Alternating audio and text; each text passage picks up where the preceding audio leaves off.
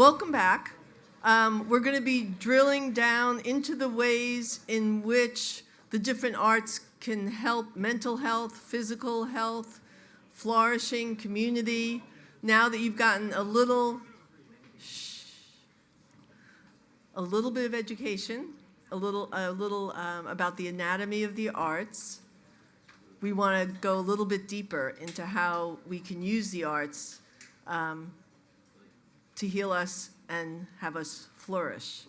So, in writing this book, we talked to indigenous peoples around the world and learned that there are still, first of all, over 5,000 active tribes, but they do not have a separate word for art. Because Susan and I started saying, like, when did we even start to use the word? Because in the indigenous tribes, that was just their culture.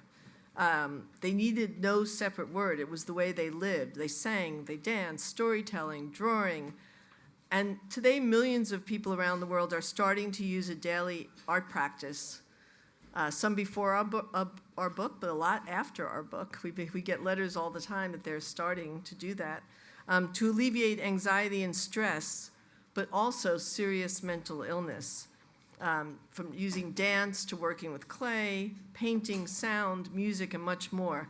So our next session is going to focus on mental well-being and health and introduces the extraordinary ways that the arts impact our mental health and well-being. And it's led by Rick Luftglass, Executive Director of the Laurie Tisch Foundation.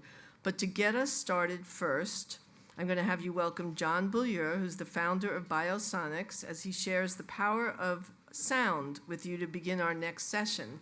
A fun fact, though, and those of you who read the book know that after studying with John for many years, I've studied sound and vibration for 35 years, but John was my favorite teacher, I could say that. And after studying with him for many years, I now carry, most of you know I work in the corporate world, I carry tuning forks in my handbag, and I've been known to pull them out when one of my peers is having a stressful moment in a corporate meeting and use the technique that he's going to show you and just regulate their nervous system and bring them down. So, John Beaulieu. Good. Thank you. I'd just like to meet, I haven't met everybody yet, but I want to meet you all at once. So I'm going to raise my hand, count to 3, and everybody say their name at the same time. 1, 2, 3. John, pleased to meet you. It's a vibrational universe. All the vibrations are there. And Ivy, thank you. And Susan, thank you very much. I think the idea, we were talking about this when you were at my house years ago. And you've manifested my dream. Our dream, basically, right? So this being here, watching this happen, I've been doing this for over 55 years. I'm in the mental health field. I'm a psychologist and a naturopathic physician in one of my past lives. I'm a musician trained in music school and so on. And I basically was working with my patients with tuning forks. Came out of, I was in an anechoic chamber at NYU Psychology School, a room of total silence, listening and meditating on my nervous system. And it got, after an argument with a person in the subway booth in New York, it got really loud because I had the bass line for calm. And I said, what can I do? And the thought occurred to myself, I could tune myself. It's like a string, right? And I had the musical background from my study with a composer named Aina Sinakis, mathematical composer. I had all the math. So the tuning forks, as we use them, will have numbers. So they're good for research. They're going to have sound, and they're going to have harmonics, or overtones, which in ancient times were called the stairway to heaven, right?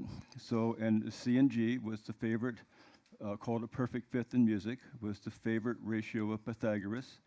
Unbelievable stories he told about healing in Greece, right? So I started with C and G, and I ran down, by the way, to the music store, went back up to the anechoic chamber. I tapped like this, and instantly my nervous system was wound up. It went, maybe you can hear them.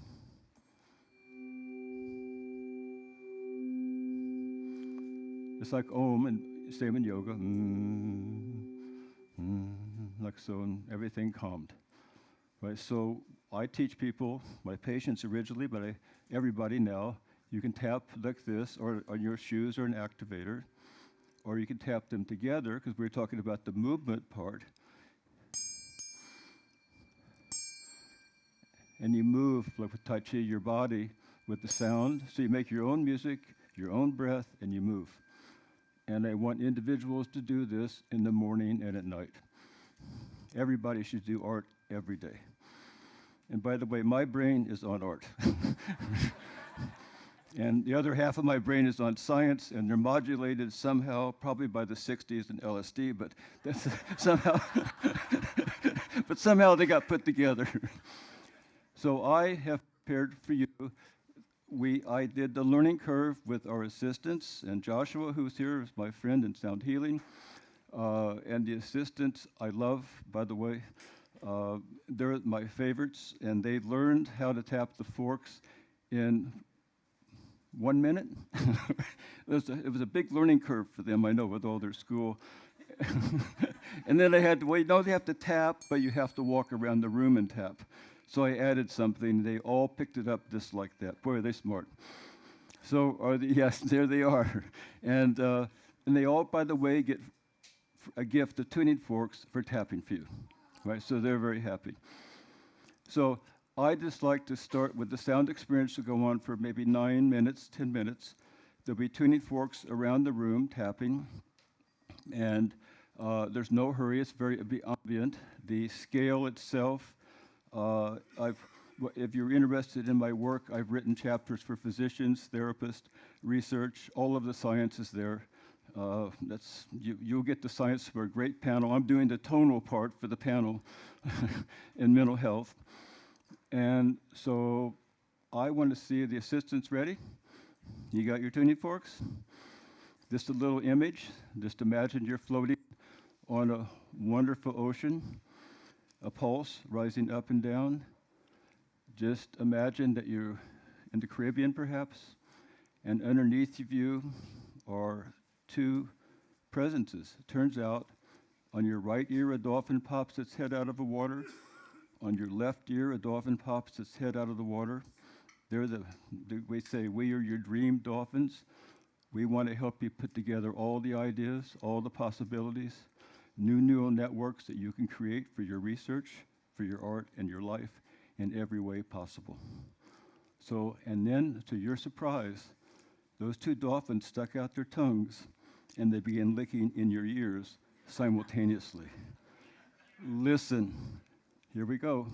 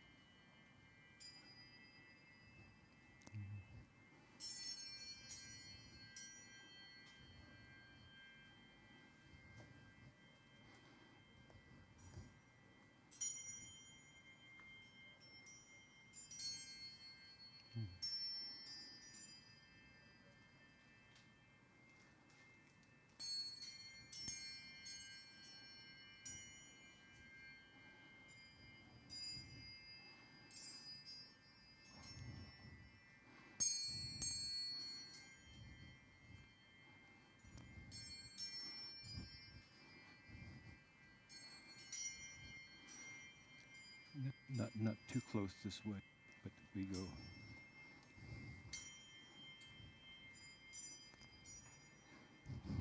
That's me.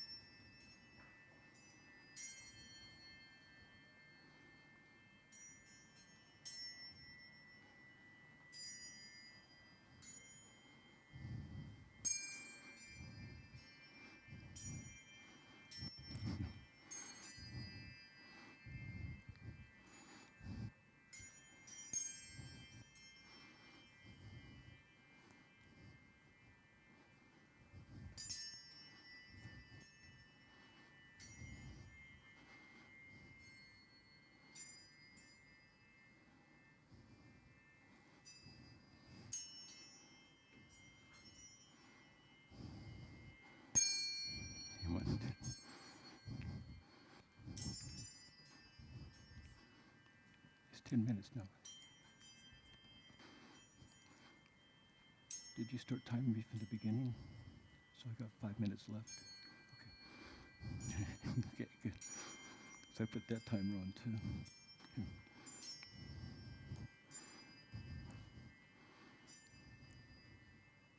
You guys could use this.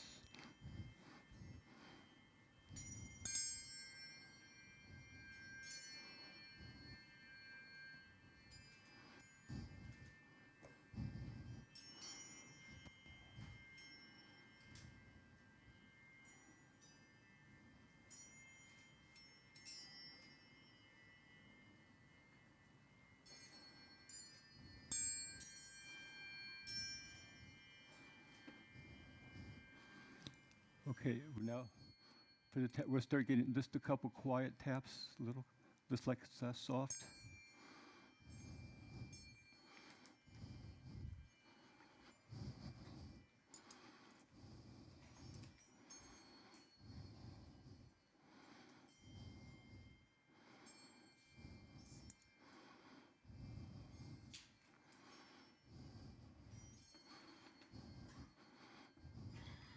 Good. We'll let it go to silence. I like silence.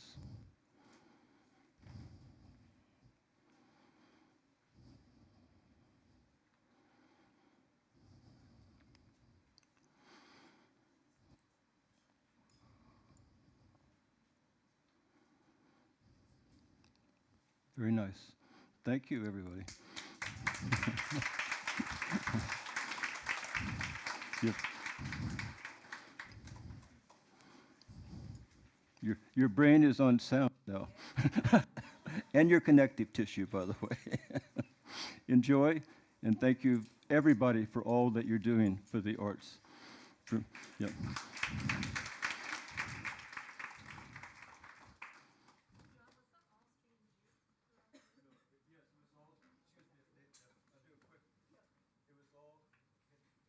This is C and G ratio. In other words, I'm interested in what's between the notes, what's between your head, basically, what's between the notes and how you put them together. So we had C and G within C and G within C and G within C and G within C and G, but one was a D and an A, one was an E and a B, but they make a C and a G space. So there were 7 different notes and 5 different spaces. There you go.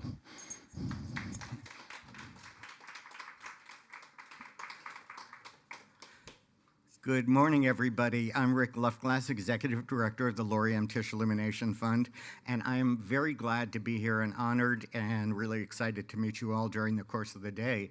The Laurie Tisch Illumination Fund is a New York City-based family foundation. Our mission is access and opportunity for all New Yorkers, and that can mean access to the arts, access to health, access to education, economic opportunity. We really cut a broad swath. It's all through an equity agenda, and we go deep in New York City. We are very geographically anchored. About 5 years ago, we started a project because we had a long history in the arts and a long history in health. We decided to look at that nexus. So that landed us in the arts and health space. When we looked at the field nationally and internationally, we saw so many exciting things going on. And we, because of our mission, put it all through our lens of access, opportunity, equity, and healthy communities. And so that brought us to a number of conclusions. One is around distinct populations disproportionately affected by mental health issues and other crises. It brought us to specific geographies because in New York City, a lot of neighborhoods, there are tremendous disparities across neighborhoods, and you'll see different statistics around some particular conditions, mental health conditions, and age-related issues. And that's why we decided to focus on those areas: mental health stigma, trauma, and aging-related diseases. We took an approach of initial grants. We now have about 25 grants cutting across those areas, working with specific populations from formerly incarcerated youth to Native Americans to refugees and immigrants, survivors of domestic violence, many more than I could tell you about, but here's a sample. I thought I'd give you 4 short samples. Gibney is an amazing dance-based organization in New York City that uses movement and dance as a therapeutic vehicle for survivors of gender-based violence. And so they did get funding from the National Endowment for the Arts, and I know Sunil is here, and thank him for his investment in this field.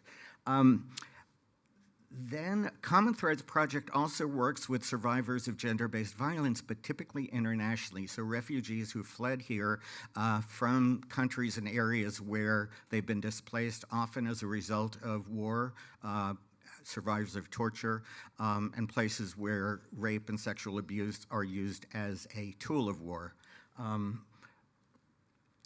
Artistic Noise works with system-impacted youth, young adults who've experienced either criminal justice system, mental health system, homeless system, and mental health issues are prevalent throughout all of those systems and those stages.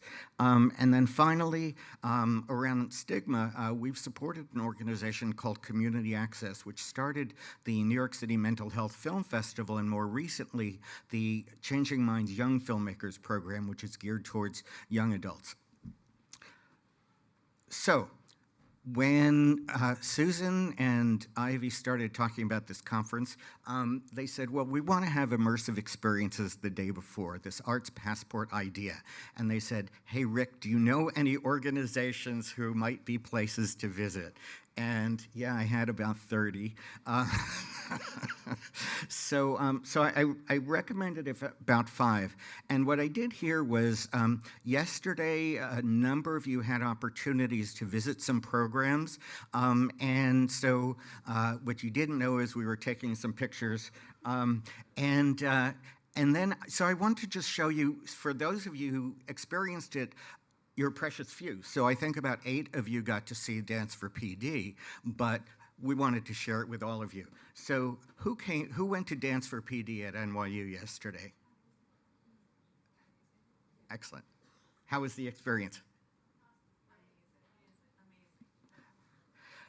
The regular program for Dance for PD, there we go, is anchored in Brooklyn. It was started in Brooklyn and is now global through the Mark Morris Dance Company, and you saw David, the founder, from Dance for PD.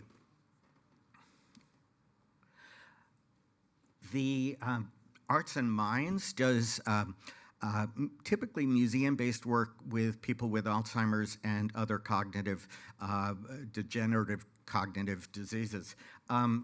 You got to see it at the Met. A number of participants. I see some faces here that I saw in the photos. And the regular program happens in other museums, including, and this is where our focus around equity is, the the first Spanish language version of this kind of Alzheimer's art observation program, the partnerships with the Studio Museum in Harlem and El Museo del Barrio. So that's the normal program that you couldn't go to because it is more confidential. Art therapy, as you know, as a clinical practice is private, but the Art Therapy Project opened up its space at the School of Visual Arts for a participatory workshop with participants from the conference. How many of you went to School of Visual Arts for that? Excellent. Heart of Medicine is an amazing program through New York City Health and Hospitals Arts and Medicine Department. Many of you might know, particularly anyone who's been through med school, the kind of art observation program where you look, different ways of looking, you talk about what you see. Doctors often use it for sort of diagnostic skills or team building. It's an approach that New York City Health and Hospitals has adopted, but specifically for doctors. Their focus is very much around staff who are in the front lines, and the program is both observation, but also then art making and debriefing with an art therapist. So yesterday, it was done at the Whitney Museum, and here's again what's interesting is New York City Health and Hospitals has the largest hospital art collection in the country, we believe. And so the works you see here are actually not at the Whitney, those are at Gouverneur Hospital in Lower Manhattan. There's an amazing array of art that are used to enhance the healthcare environment and to stimulate and engage and provide grounds for soothing and creativity. Those who went to Harlem Hospital, also from a Heart of Medicine session, this is Harlem Hospital itself, and you did a program in the mural pavilion, which were WPA murals from 1936, and you'll see it on the right. It was an immersive space in the nurses' housing back in the 30s. And then you also saw a massive mural by Georgette Seabrook, who was an artist in the 30s and in fact became an art therapist after her experience working on this mural at Harlem Hospital. If you then, yeah, and that's the workshop we talked about. If you then walked through the building, you were taken to see another mural by by Charles Alston. 30 years later, he did a mosaic mural. And I think I'm getting the 5 minutes. Oh my God. Okay. All right. I'll just flash it. That's it.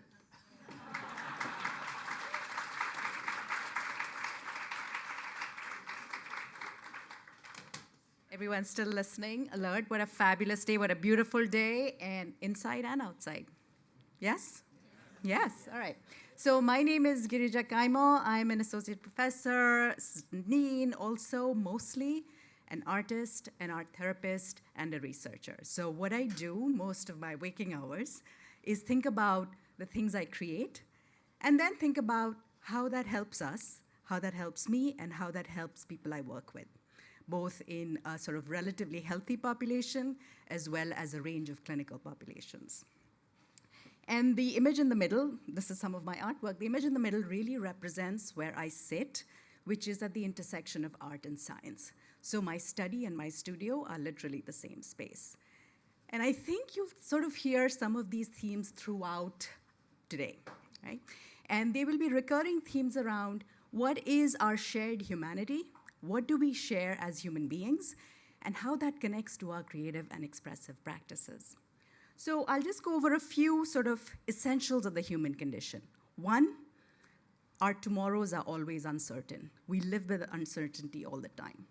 Therefore, our brains evolved to be predictive machines. Because our futures are uncertain, we are always imagining what can be, right? And that's great. When it works well, we get art. When it doesn't, we get significant mental and cognitive challenges, including anxiety, depression, as examples. We are also deeply fueled by emotion. As several of the speakers spoke in the morning, we are very, very primitive brains in a very fast-paced and somewhat incomprehensible current present. So we are really led by emotion, and if we cannot manage it, think of it as fire, we might burn things down, or if we can channel it, we create pottery, we create candlelight. And we have the capacity for both. And most of all, we are very much wired to be in community. We are not set up to be alone. And when we are alone, and some of our later panelists will speak to this, loneliness to us in our bodies is very much like an illness. It signals threat, it signals isolation. Okay, so we come to this idea that creative expression is uniquely human. Our capacity to imagine, which is very much uniquely human, sets us up for creative expression, which again is our unique sort of indestructible strength. And I'll come to this with some of the clinical examples, but to me, this is a core idea, right? And creativity and emotions can be scary. And sometimes when I speak with people who sort of avoid the arts or minimize it, I think it's because it evokes emotions in us that we might be afraid to manage, right? So most of us engage with art as viewing, as a distraction. But I'm going to share with you how these are actually deeply, fundamentally related to who we are. This is one of our studies it's a global study on indigenous practices. And this is one of the indigenous artists from Western India. It's a style of painting called Varli. And this commemorates and sort of remembers community events using very, very simple symbols. So the idea that art is essential and important is also wrapped up in this idea of metaphor.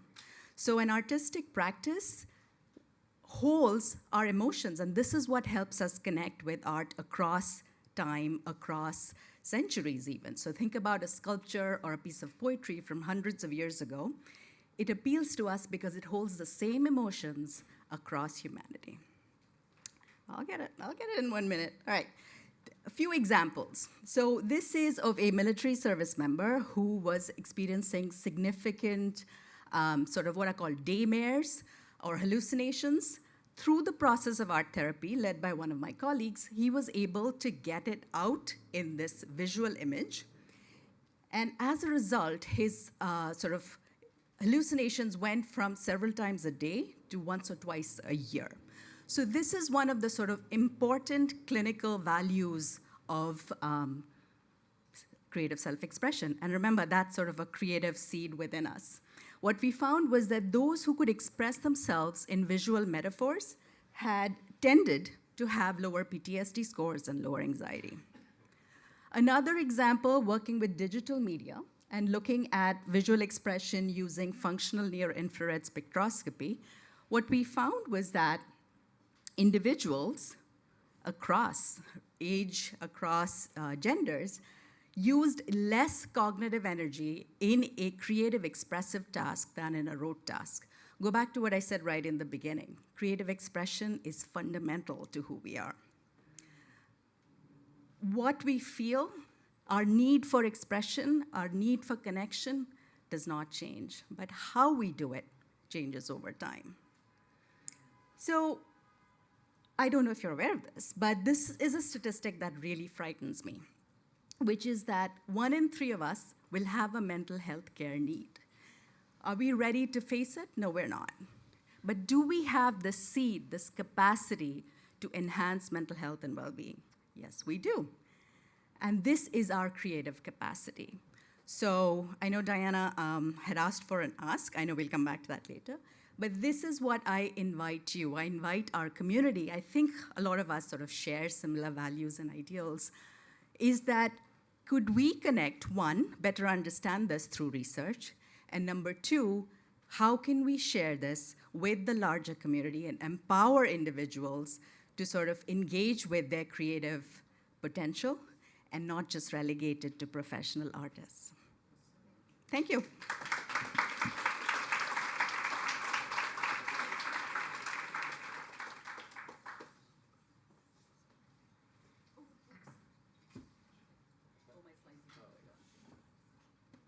Hello, I'm Brandon Staglin. I'm co-founder and chief advocacy engagement officer of One Mind.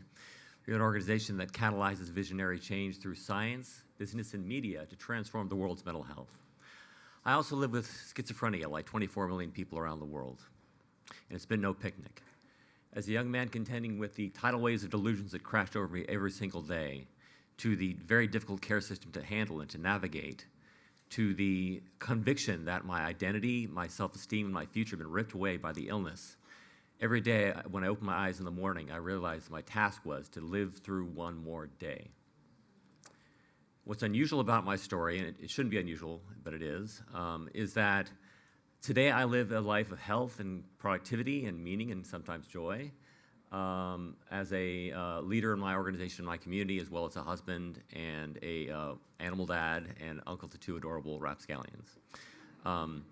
And the unusual part that I'm very grateful for that helped me be well today are 4 main things: that I got care early, that I had a loving and supportive family, and that I had a continued engagement with the community to rebuild a sense of agency and purpose.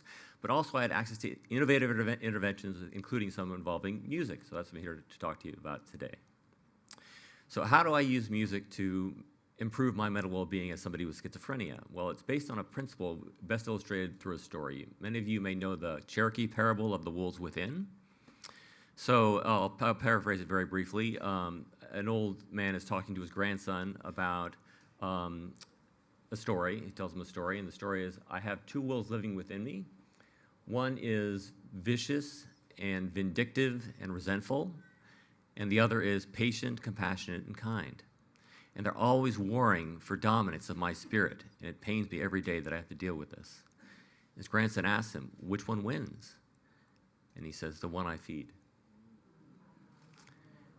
This is a story about something Rick talked about, Rick Huganier, neuroplasticity, synaptic plasticity. So I have been the beneficiary of a cognitive training intervention as part of a clinical trial back in 1996 during my 2nd episode. This is an intervention that is for people with schizophrenia that actually harnesses the brain's neuroplasticity to remold its neural pathways to strengthen functioning that is weakened in schizophrenia. So after doing these cognitive exercises on a laptop back in 1996, an hour a day, 5 days a week for 2 months, I had improved my focus of attention, my ability to remember things in conversation, my overall social fluency. So it was a turning point in my recovery. Within 6 months, I was back at work and enjoying time among friends. Major benefit. So in the years that followed, I began to take up music as a hobby and something I really enjoyed, but also something that I found offered me great cognitive benefits, including improved mood, motivation, and cognitive clarity. So OneMind, I led OneMind as president for 2018 to 2024, and in 2021 partnered with Susan in the International Arts and Minds Lab to convene a think tank of experts, 35 experts from around the world, and people with lived experience to answer the question, can music treat serious mental illness? And we found that the answer is probably yes, but the field needs to advance rapidly. And what we did find is that 69% of the studies that have been conducted since the mid-20th century showed efficacy of music to treat serious mental illness. This is encouraging, but the field does need to develop, and that's what the NeuroArts Blueprint and the Sound Health Initiative, things that Indra talked about, Susan talked about, are making possible today. I'm very proud of fueling some of that work through this study.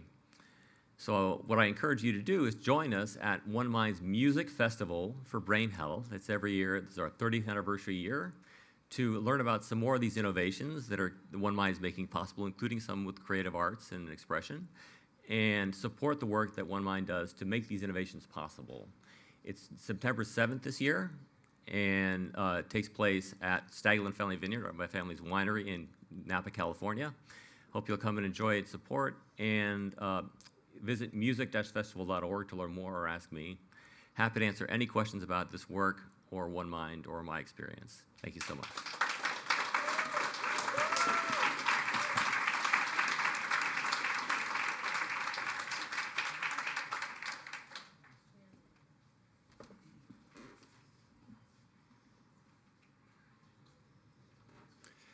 So good morning. I'm Jeremy Nobel. I lead the Foundation for Art and Healing in our signature initiative, Project Unlonely. I'm going to talk a little bit about what the arts can do to connect us and engage us, But I'm going to start by asking for another round of applause for Brandon Staglin for sharing his story, because stories like what Brandon shared are what connect us.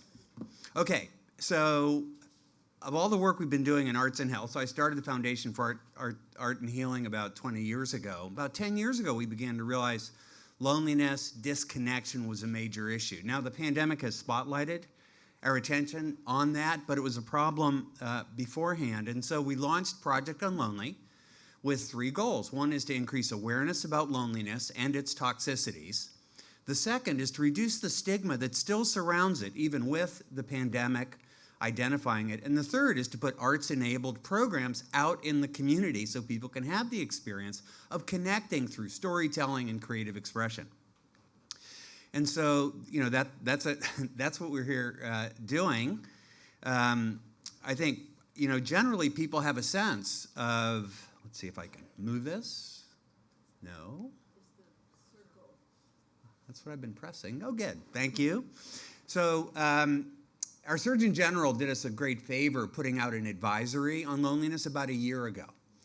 And one of the things that surprised a lot of people is that loneliness won't just make you miserable, increase risk of mental health disorders, depression, anxiety, addiction, suicidality significantly, but also increases the risk of dying early, and then equivalent to smoking 15 cigarettes a day. How many people have heard that very compelling soundbite? So a number of you. Well, it turns out because loneliness actually is a brain state, and as a brain state, it increases inflammation, reduces immune function. So as a result, a lot of these excess deaths, this factors out suicide and addiction. These are cardiovascular deaths. So it's made my job easier as kind of an educator around the risks of loneliness. The American Heart Association came out about 1.5 years ago with a science statement saying that loneliness increases risk of heart attack, stroke, or death from either by 30%. And 50% of Americans will die a cardiovascular death. So having that big a risk associated with something so common is getting a lot of people's attention. So I'm going to go share a little bit about what we do about it.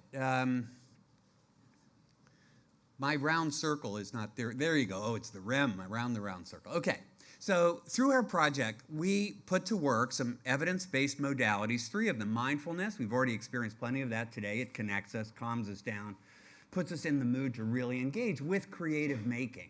So that's at the center of our activities. But then there's something extra, which is we have conversations, call it social learning, social emotional learning. And so the triad of those things together really is what builds all of our program infrastructure. I'm going to share a 2-minute video about one of our programs looks like. It's for younger adults. We've been at this now for about 3 years. We got some generous corporate sponsorship. You'll have a sense of who that sponsor might be in this video. Here it goes. Oh, sorry. Video, please.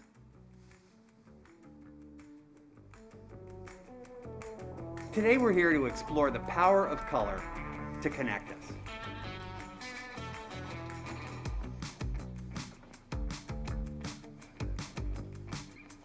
So loneliness has been growing across the world for the last decade, even before the pandemic. And certain groups, certain areas seem particularly impacted, and college campuses are one of them. Using color to combat isolation on college campuses and address college students' mental health more generally was something I think we definitely needed. People are different. We know that, but through the color, we see that. Wow, very different. I liked when we got to talk to our neighbors about our different colors and get to experience what they were experiencing through color. Attaching colors to feelings was meaningful to me. How I can feel a certain way connected to a color. The goal is to make it available so that campuses anywhere can use color as a way to make sense of the challenging times we're in, but also to make creative artifacts that they can use to share their stories with each other, and that's when connection happens. It was a lot of fun. It's definitely a different experience than any workshop I've been to.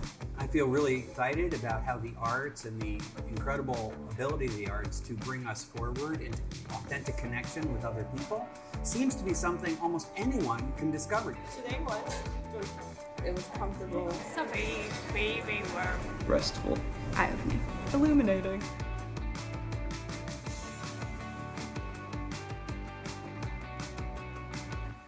And I'm happy to say it is coming to a campus near you. We're on over 35 campuses. We've had 1,500 participants, some impressive outcomes in terms of engagement and so on. And we deliver all of our programs. It's important. We're not a service organization, so we need you folks. And so I wanted to thank you very much. It's the last call to attention. We create visibility on what we're doing through film, short films. We screen tomorrow night. Come to our website. Come join us live, 7 p.m. And hear Steve Buscemi, our new ambassador, encourage us to connect through arts, film, creativity, and imagination. Thank you very much.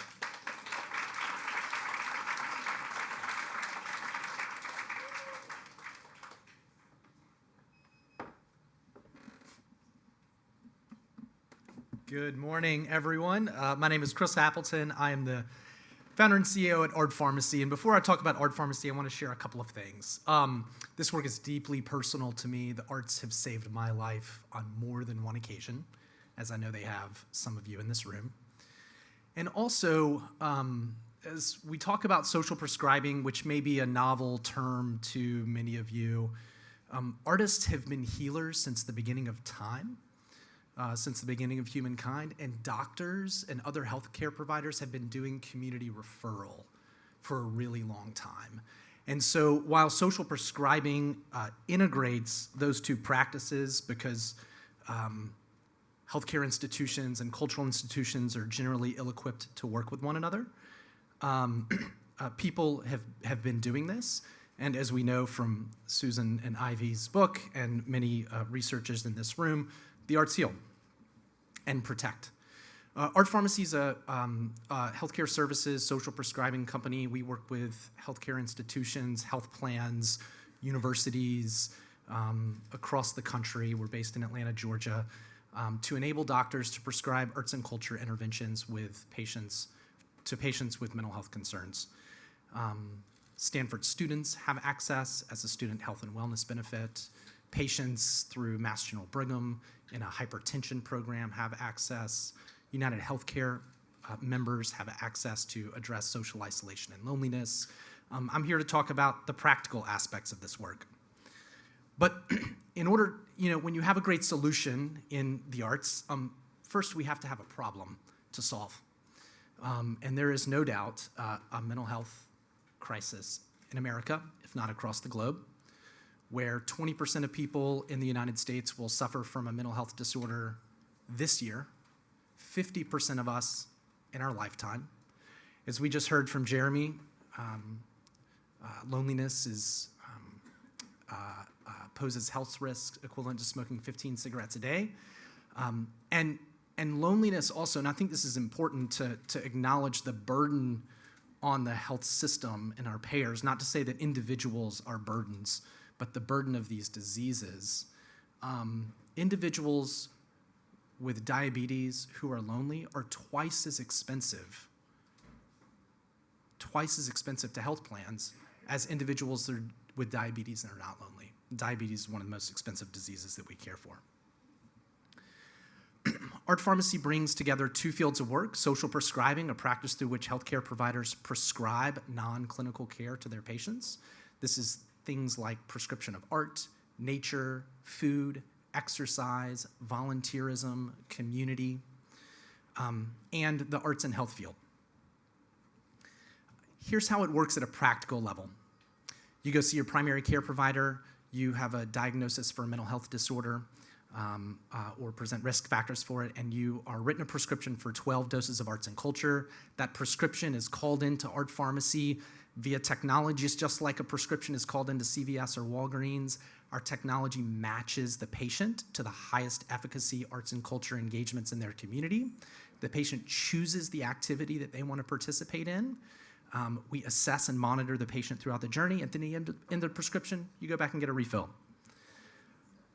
So I also want to share this. There are not enough mental health services. There aren't enough providers. There aren't enough appointments for our children, for older adults, in most every community. This is especially true for more vulnerable populations. This is a map of the 45,000 arts and culture organizations that we know of across the country that's sitting on the shelf, ready to be used in a healthcare model. So thank you very much for the opportunity to talk to you today.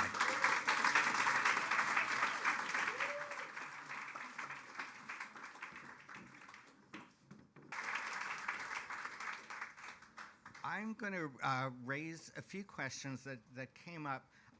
One that I heard a lot about is, what is the evidence? And how much evidence do we need? And what counts as evidence? And you and I talked a little bit about this last night. Jeremy, are we slaves to data? Or are we open to lived experience, other ways of knowing? So I think that's a central question. You know, how do we convince ourselves that we know enough about the outcomes of these kinds of activities to go forward and commit at the community level to offering them? And I think we actually know more about the effectiveness of creative arts engagements. So I'm an internal medicine practitioner. You think, oh, well, everything in medicine must be deeply grounded with randomized controlled trials. Well, that's about 5 to 10% of it. The rest is kind of our best judgment based on a variety of factors about what we have confidence will work for individual patients in individual settings. And I think we obviously need, in that first panel today was terrific, more primary science research, more rigorous field research, but there's a tremendous amount we can do that's effective right now with what we know right now. We've shown that with our programs. Other people have shown that with their programs. So yes, we can always use more data. We can always get more refined on specific impact outcomes, but there's absolutely no reason to go forward aggressively with what we already know. And Chris, you have to convince insurers and other payers, and they're used to some very hard outcome measures. How do you convince a payer to pay for art? Well, this one's done. There we go. Thank you. It's hard work. It's real hard work. There are two buyers at a health plan. There's a clinical buyer and there's an economic buyer, and you have to convince both. I think the clinical outcomes are pretty clear, and the economic outcomes are less clear. So really it starts with understanding the pain points of the health plans, things like time to care and quality, the regulatory challenges that they're up against, and that sort of gets your foot in the door, and from there you measure the economic outcomes together. And arts therapy, there is a lot of data, but a lot that is with very small sample sizes. And you straddle both being a clinician and a researcher.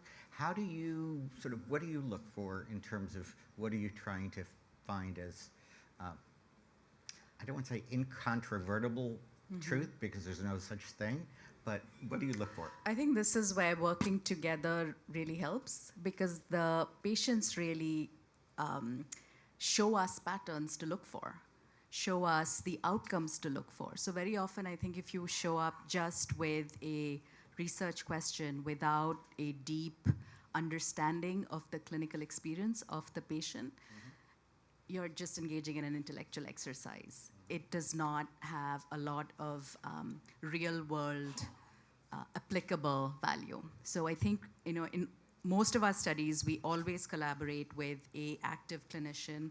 We are now actually including patient advocates in all our studies as well. So someone with the lived experience of PTSD, of pediatric hematology, oncology, of clinical depression, they are actively involved and advising and sort of guiding the study itself. Brandon, part of what you've been doing is trying to scale innovative approaches around serious mental illness, particularly. What are the impediments to scale, or what are those things that you think are kind of next in terms of scaling? Yeah, thank you. So, so to scale innovative interventions, it does take things like Chris has talked about, like you talked about with them, including advocating for updates to the regulatory landscape and the reimbursement landscape. These are things we talked about in our think tank for music and mental illness that involve people with lived experience like you do in your work as well as clinicians and scientists.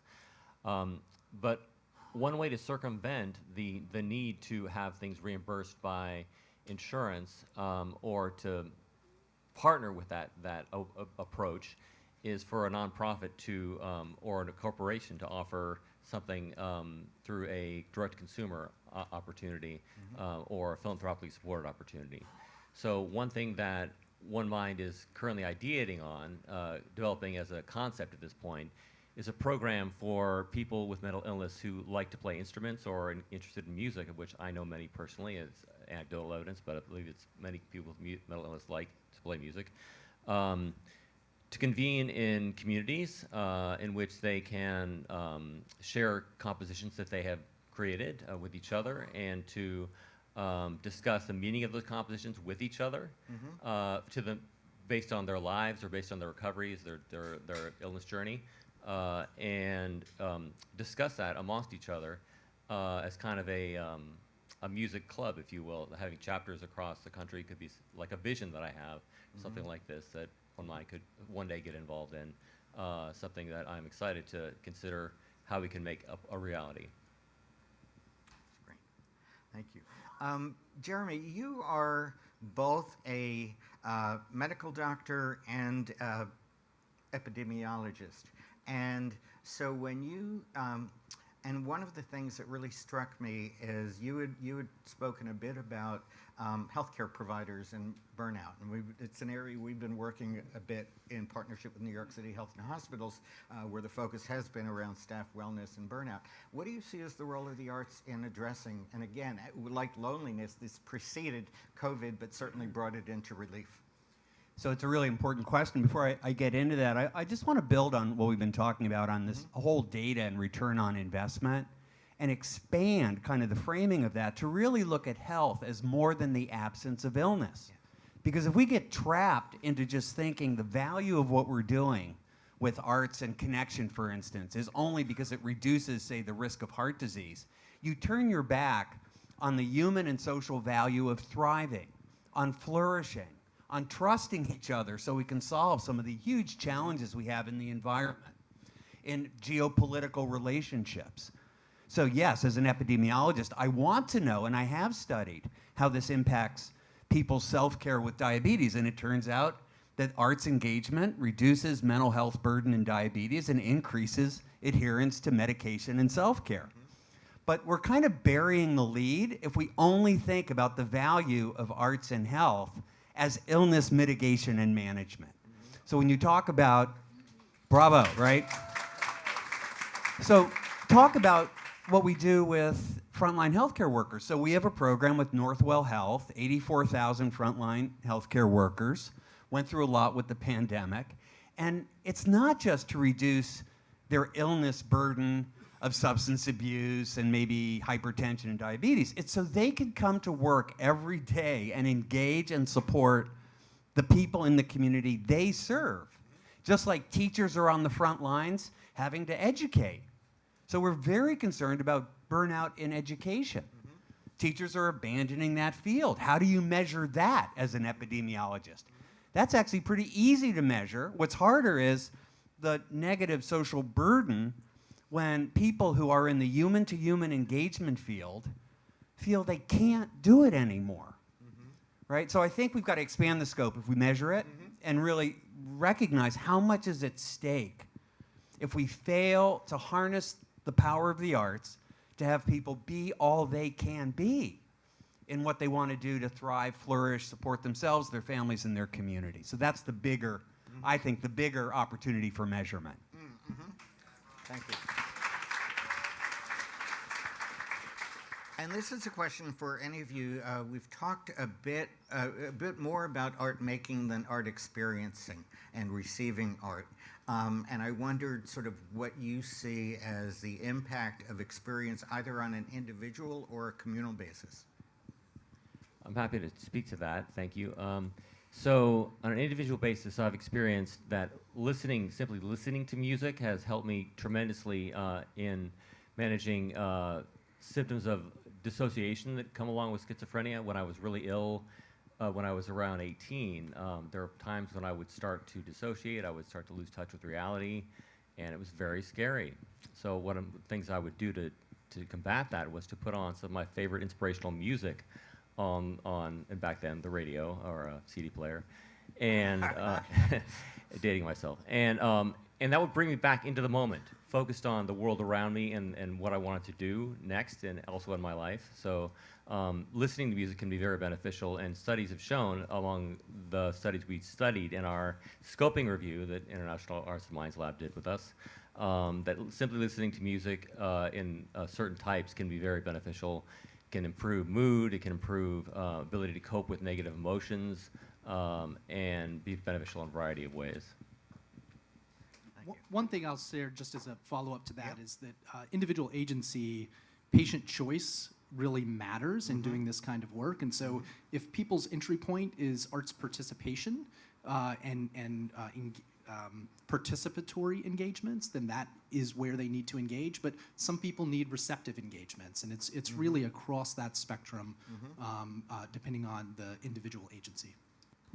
I think are we out of time? So I think the only thing I'd add there is exactly like our panelists said, you join where it works for you. Yeah. So unfortunately, I think most of the world is in that receptive space because we've disempowered people to really engage in that expressive aspect. So I think starting where feels comfortable and then sort of going into the adventure of what the arts offer. Thank you. We're not on here, but we're going to have to call it a moment. But thank you so much. Really a pleasure. Thank you.